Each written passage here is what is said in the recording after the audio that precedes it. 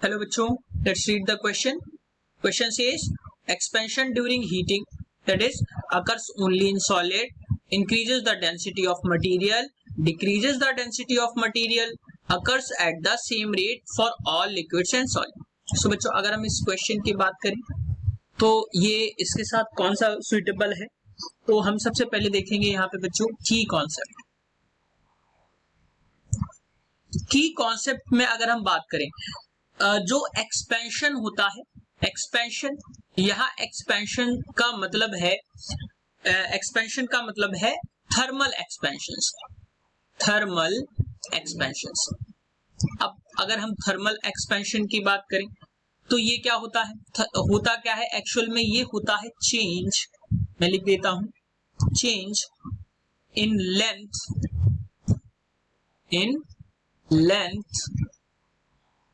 breadth, height और volume. जो expansion है वो क्या हो जाएगा, change in length, breadth, height और वॉल्यूम, और ये किसी भी material, of any material. So बच्चों क्या है, अगर हम एक्सपेंशन की बात करते हैं तो एक्सपेंशन का मतलब है यहाँ से थर्मल एक्सपेंशन से, और बेसिकली इसमें होता क्या है, लेंथ, ब्रेथ, हाइट और वॉल्यूम जो है किसी भी मटेरियल का वो चेंज होता है। अगर हम थर्मल एक्सपेंशन की बात करें तो सॉलिड्स में ये इजीली सीन है, इसका मतलब ये नहीं कि लिक्विड्स में नहीं है और या गैसेस में नहीं है, तो ये एक्सपेंशन सभी में होता है। ठीक है बच्चों, और दूसरी बात क्या है, सॉलिड्स में ये इसलिए सीन होता है क्योंकि इसके एटम्स जो होते हैं वो डेंसली पैक्ड होते हैं, इसलिए हमें ऐसा देखने को मिलता है। अब अगर हम इसकी बात करें तो क्या है कि एक्सपेंशन जो है ये आपको 3 टाइप से मिलेगा। अगर लेंथ में एक्सपेंशन हो रहा है, मैं इसको भी लिख देता हूं, लेंथ में एक्सपेंशन है तो मैं कह सकता हूं ये एक लीनियर एक्सपेंशन है। अगर लेंथ और ब्रेथ दोनों में एक्सपेंशन हो रहा है तो मैं कह सकता हूं कि ये एक एरिया एक्सपेंशन है, एरिया एक्सपेंशन। लेकिन अगर बात 3D ऑब्जेक्ट्स की हो रही है तो वहां पे जो एक्सपेंशन होगा वो वॉल्यूमेट्रिक एक्सपेंशन होता है, वॉल्यूमेट्रिक एक्सपेंशन होता है।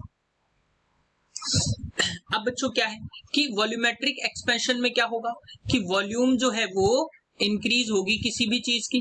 तो अब अगर वॉल्यूम इंक्रीज है तो डेंसिटी के केस में क्या हो जाएगा, डेंसिटी इज इक्वल टू होता है मास पर यूनिट वॉल्यूम। अब बच्चों अगर वॉल्यूम बढ़ रही है, मास जो है वो फिक्स्ड है, तो क्या होगा, डेंसिटी जो होगी वो डिक्रीज हो जाएगी। सो बच्चों यहाँ पे अगर हम बात करें सॉल्यूशंस की तो अकर्स इन सॉलिड्स, ऐसा नहीं है ये सभी मटेरियल में, ये सभी मटेरियल में हो सकता है, ये सभी मटेरियल में हो सकता है, शुड बी इरेज्ड। ठीक है, तो ये सभी मटेरियल में हो सकता है, तो ये गलत है। Increases the density of material, ऐसा बिल्कुल नहीं है। Decreases the density of material, ये बिल्कुल सही है। डेंसिटी जो होती है वो डिक्रीज हो जाती है, और किस तरीके से डिपेंड करता है ये मैंने अभी आपको बताया। Occurs at the same rate for all solids and liquids, ये बिल्कुल भी नहीं है क्योंकि ये डिपेंड करता है कि किस तरीके का मटेरियल है, उस हर मटेरियल्स में डिफरेंट रेट से एक्सपेंशन जो है वो होता है। सो करेक्ट ऑप्शन जो है वो है आपका option C. Hope you understood it well, best of luck.